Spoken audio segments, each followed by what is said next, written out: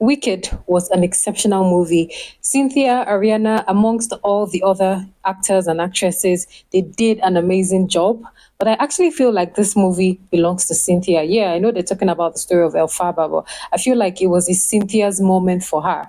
Now I understand why they're emotional during all their interviews. I mean, thank God that they didn't hype everything, and at the end of the day, we didn't get what we were expecting. Did you also notice that Cynthia changed her accent in this movie? I know that she has a British accent, so it sounded more like an American accent, and I'm like she really did a really good job changing her accent. Then you know that special yell she has. Yeah, that thing actually reminds me of Tarzan's yell as well.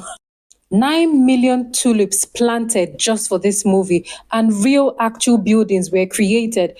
Even a real life train was created. Like, that is really, really good. That's creativity, less CGI, more live action in everything, even live singing.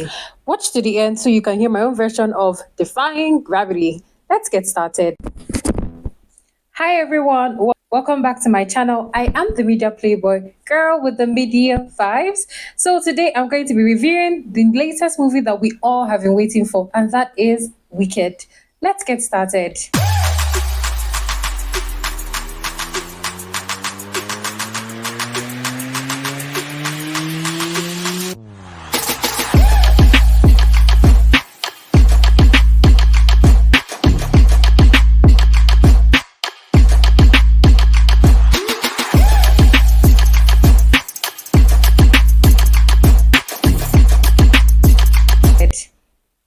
So this movie, first of all, yeah, gives me this School of Good and Evil kind of chills. I don't know if you've watched that movie, but sort of that kind of thing because of the university scene, right? And another thing I noticed is that I think that they use, as much as, Cynthia did an amazing job in the movie, I feel like they used Ariana to sell the movie, to create publicity and everything about it. Because I did a movie list of movies that we're expecting in 2024, and Wicked was amongst it. But the trailer then, and then they weren't really making all the noise. It was just because I saw her and then she got my attention. I did not know Cynthia before this movie. I think maybe one or two times I might have seen her in some movie, but I did not really notice her, right? Until these interviews that they've been having lately. And before, I used to ask myself, why are they so emotional? Why are they being extremely dramatic? But I could tell that, while watching the movie, that there were scenes that got me teary. I feel like this was probably part of Cynthia's story in real life. Maybe she does not want to share to the public, but I feel like she could have experienced some of the things that she had to act in the movie in her real life, and this probably broke her down, right? And I've actually been in that situation. So there was a particular scene, right, that she cried in, but I'm going to start afresh on how this thing happened, right? So first of all, Wicked is actually supposed to be for Wizard of Oz, and there have been previous actors from the last ones. It was a musical, so this one now is like a recreation of it, with more younger actors and everything. And funny enough, the previous actors are also in this movie. I mean, Idina, who is the person that sang the song originally, is also in this movie. So the movie starts with Ariana, in Munchkin Land, and then she flies down, and everybody's like, "Oh, Wicked Witch of the West, the Wicked Witch of the West is there." That's Elphaba, Cynthia. And then everybody is happy, celebrating. But somebody now asks, "But you guys were once friends, so what happened?" She said, "Well, we used to know ourselves back in the university." So the movie takes us back to the real story of Elphaba and what really happened. So, of course, they were in this university called She's University. And then Ariana is this kind of good girl that is a people pleaser. She wants to always be on the good books, on the good side of things. She plays Glinda in the movie, right? And she's a princess. So she pays for a VVIP room, in the university, while other people have to manage normal dormitories. And then Elphaba brings her sister, Nessa Rose, who is on a wheelchair because she has a deformity, right, to the university with her dad. So she's just supposed to drop her and go. But apparently, Madame Horrible, or should I say Madame Horrible, notices Cynthia and the magic and everything, and then asks her that she would like her to join her in the university, and she's going to train her personally. Now, this is what Ariana has always wanted, but it wasn't her that they wanted, it was Cynthia. that plays Elphaba that they wanted. So in the process, as the movie goes on, where Cynthia's anger started from necessarily was not about the fact that people hated her because she was green. It was the fact that people were mean to animals in the movie. So her story as to why she was green was simply because when they gave birth to her, she was green, and then the father was not happy with her appearance. So next thing, the dad asks a bear to take her away because he did not want to see her. And the bear is taking care of Cynthia. Then Nessa Rose is born some few months, or should I say some few years after. So how Elphaba became green, I'm going to bust your bubbles. So Elphaba became green so this is what happened. Her mom cheated on the husband with the Wizard of Oz. And the day that happened, the wizard had given her mom a green elixir. So in the process, by the time her mom gave birth, she gave birth to Elphaba, who is green because of the elixir. And then her dad did not want the second child to also come out green and all that. So he made sure that the mom was going to be taking some milk, flowers, and something like that. And then this ended up causing complications because her mom ended up giving birth to Nessa with earlier than expected, and she also lost her life in the process. So that is the story. Now, getting back to the main movie, right? Cynthia is in the school. Then this new prince comes into the school, an exchange student. Ariana loves him, he's a popular guy in the school and everything. I like a lot of things. The clock spinning around that is like a bookshelf or a bookcase, something like that. And then I love how everything was. And I love how Kiala was herself in the movie, from Greatest Showman. So now in the process, at the end of the day, Ariana is still trying to get Madame Morrible's attention. And then one of these days in class, a goat, that is the last animal professor that they have, comes in to teach, and somebody writes something mean on the board. So this gets the goat angry. And in the process, this what makes Elphaba to get really close to the animals and gets to hear that they are losing their voices and their ability to speak like humans. And funny enough, the next time that they are in class, they now see some guards come in and seize the goat professor. So this gets Elphaba really upset. By then, she and Ariana had already reconciled, right? And it was because of one of their dance, she tried to introduce her own dance. Everybody was laughing at her. So Ariana had to cover up the shame, seeing that Elphaba had gone out of her way to ask Madame Morrible to also train her. So Glinda decided to be friends with Elphaba, and that's how their friendship started. And they shared secrets, Funniest secret, Ariana believes that she was going to get married to that prince. And Elphaba is like, how do you know? And she's like, well, she does not know, but she just knows. So anyway, definitely the prince falls in love with Elphaba and not Glinda, as we all think. It was very obvious from when both of them ran away after they had kidnapped the goat professor. And then they had brought a baby cub into the class, trying to make fun of it. So Elphaba got really upset, used her magic. Everybody fell asleep except her and the prince. So they ran away with the cub to save the cub's life and all that. And then, later on, everything is fine. So Madame Morrible now sent a letter to the Wizard of Oz to invite Elphaba to Oz. So long into the movie, Elphaba decides to go to Oz and then asks Glinda to join her. And then Glinda decides to join her. They get to Oz, the musical, the dance, you know how it is.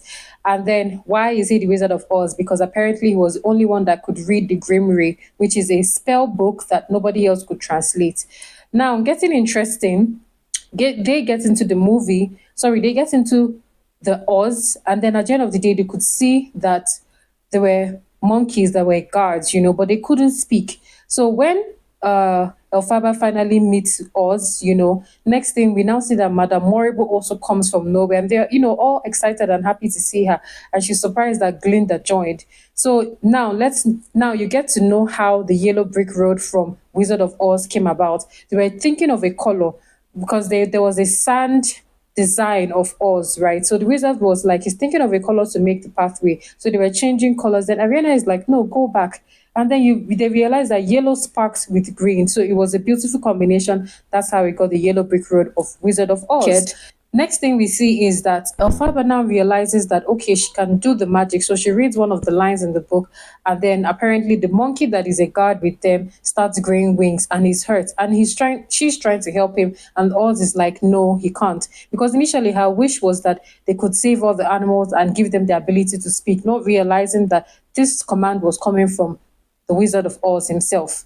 So this upsets her, and then she realizes that even the Wizard of Oz is not even able to read the Grimoire, the spell book, or anything, and she has more power than him. She's more powerful, but she does not realize that that's her real father. Next thing, Ariana, the people pleaser, trying to make Madame Morrible love her, and also so she can get her powers and train and everything, is trying to please them. And they're like, if you care for your life and if you want this as bad as you want, then you have to find Elphaba, who has decided to run away with the book, seeing that the wizard is actually evil with Madame Morrible. And then in the process of Glinda trying to run with Elphaba, they get into trouble. They're trying to run, hide, escape. At a point, it gets to where they're just at this upstairs place close to the rooftop or balcony, sort of. And then Elphaba is like, why don't you join me, And then, sorry, the next thing is that Elphaba is thinking of a way to escape because the guards are already close. So as they're trying to push the door, the guards are trying to get in and all that. All the monkeys are already chasing after Elphaba because Madame Morrible has told them that Elphaba is the one that caused them the pain of growing wings. Yeah? Now, at the end of the day, Elphaba tries to do another spell and then she sees that it doesn't work. So Glinda is like, maybe you're not as powerful as you are. Coming from your friend, that's really harsh. So that's how Elphaba grabs her broom after casting a spell on it. And actually, she casted a spell expecting that she would grow rings, but apparently the spell landed on the broom or something. So she grabs it, and then that's when she starts singing about gravity. She asks Glinda to join her, and then Glinda is sad, like, this is not what she wants. How long do we want us to run? Glinda is thinking of herself, getting her own powers, being the center of attraction, being the one that everybody is going to love. And then she does not want to just follow her friend. But the beautiful thing is that the way they had parted as at that time was okay until towards the ending. So Glinda goes, grabs a coat, places it on Elphaba to be sure that she's good. So you could see why they had to actually be friends in real life, even before shooting this movie, because that connection has to be there. That friendship, that love, that sisterhood, ready to be there for each other has to be there. I just pray that their friendship actually lasts. So that is how she takes the broom, and it's like we're finally at that point of separating from each other after spending so much time with each other. Do you understand that feeling? So I feel like that's where a lot of the emotions came from life. So to me, who is actually wicked? I would say Glinda, because you're a people pleaser, trying to be the center of attraction, trying to make people look at you like you're a very nice person. Not like you're not a nice person, but I feel like it was just way too much, right? I didn't actually get the whole flipping of the hair in the movie. That was just something really weird and awkward, though. But I actually now get why, I think it's just an irony that the person who was labeled wicked isn't really the person that was wicked, you see.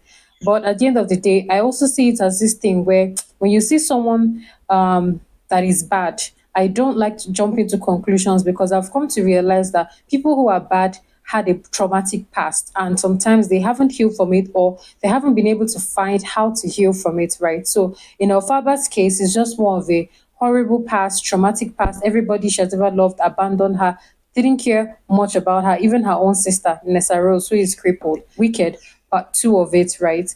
And then in the part two, we're going to get more stories as to how Elphaba's stepfather or father still dies. So, he used to be the governor of Munchkin Land, and then Nessa Rose becomes the governor of Munchkin Land. Now, this particular guy, I've forgotten his name in the movie though, but he actually pitied her. Not that he pitied her, sorry. He actually went to talk to her and ask her on a date simply because Glinda had told him to go and ask the girl on a date instead of her, and the guy was doing everything to please Glinda, not realizing that Glinda did not even fall in love with him. She loved the prince, but the prince loves Elphaba, but Glinda is not aware as of that time.